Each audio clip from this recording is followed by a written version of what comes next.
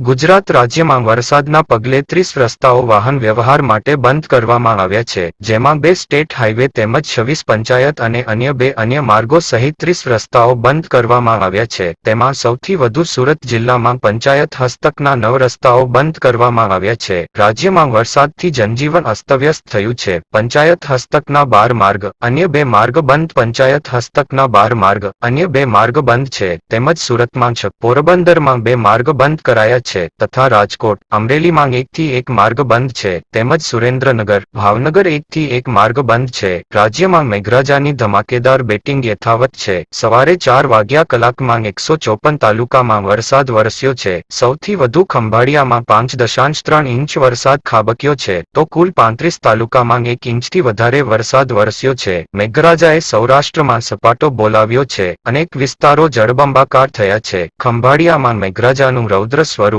4 કલાકમાં 5.25 ઇંચ વરસાદથી પાણી જ પાણી છે, તો અનેક નદીઓમાં ઘોડાપૂર આવ્યા છે.